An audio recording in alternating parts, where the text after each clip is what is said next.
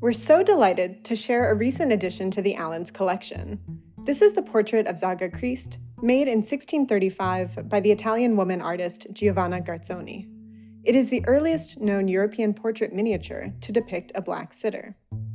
We don't know very much about Zaga Christ's early life, but in 1632 he arrived at the Venetian consulate in Cairo, claiming to be the rightful king of the Christian kingdom of Ethiopia, and that he had fled Ethiopia after his father was killed.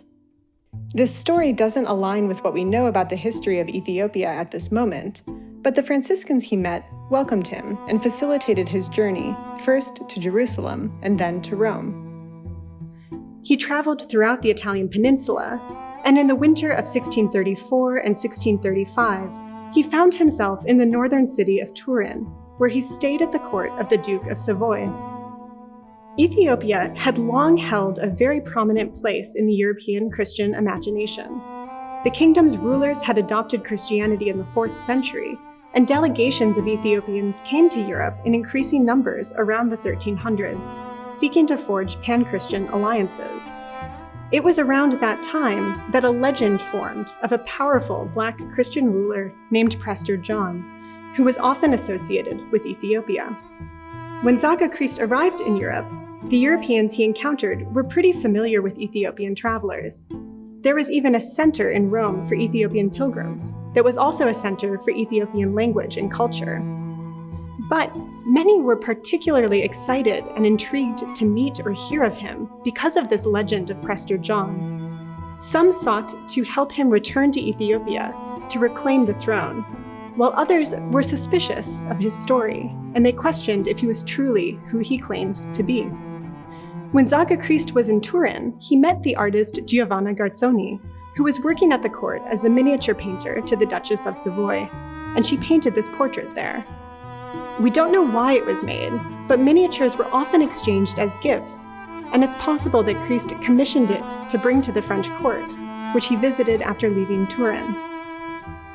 Garzoni's treatment of Zaga Christ is extraordinarily sensitive and sympathetic.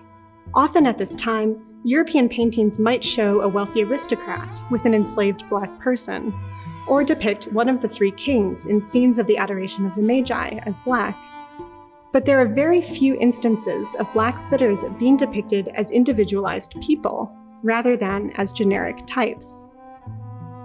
This is clear in a fictionalized French image of Zaga Christ made just a few years later, which shows him in an uncomfortably exoticized way with a large turban on his head.